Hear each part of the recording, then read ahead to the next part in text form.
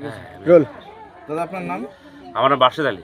এই এলাকারই বাসিন্দা? হ্যাঁ, আমি এই এলাকায় বাসি। বলছি এখানে আপনি এসেছিলেন দেখলাম এবং এই পরিবারের এখনো পর্যন্ত 3 দিন হয়ে গেছে প্রায় মারা যাওয়ার, এখনো পর্যন্ত বডি আসছে না, কী কী বিষয় জানেন?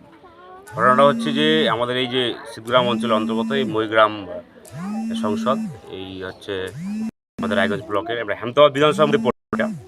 তো ঘটনাটা আমি কালকে আমাদের এখানকার যে স্থানীয় লোক আমাকে বললো যে আমাদের এই মইগ্রাম একটা ছেলে বাইরে গোয়াতে একটা দুর্ঘটনায় অ্যাক্সিডেন্ট হয়ে গ্যাস ব্লাস্ট হয়ে উনি মারা গেছে। ছেলেটার বয়স হচ্ছে 22 বছর, 18 প্লাস।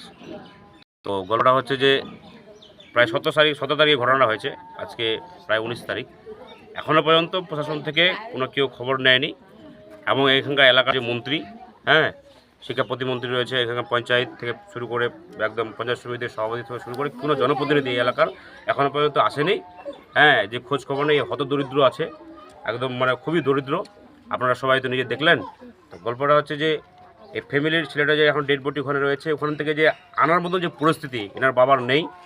তো এটা হচ্ছে আমাদের বক্তব্য যে সরকার থেকে বা আমাদের যদি ছেলেটার বডিটা যদি আমাদের নিয়ে আসতে পারতাম, এবং এরা খুবই হতদরিদ্র। এই একমাত্র ছেলেটা কামাইয়ের রাস্তা ছিল, আর বাইরে গেছিলো, ওর বাবা তো দিনমজুরি কাজ করে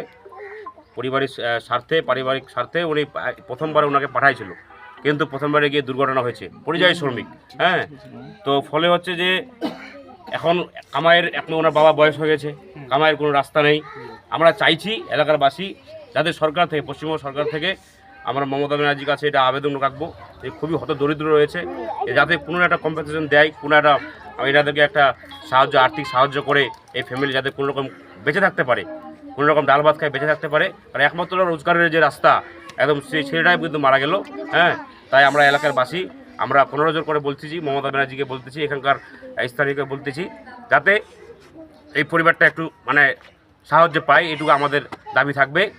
আর আমরা আজকে সবাই মিলে যাব, আমাদের এখানকার জনপ্রতিনিধি আসেনি, তো আমরা সবাই মিলে একলা বাঁচি, আমরা ডিএমের কাছে যাব, মানে ওনার কাছে যাই, আমরা লিখিত আকারে বলবো যাতে ছেলেটার বডিটা আমরা গ্রামে ফিরিয়ে দিতে পারি, এটা আমাদের দাবি থাকবে। নমস্কার। ঠিক আছে।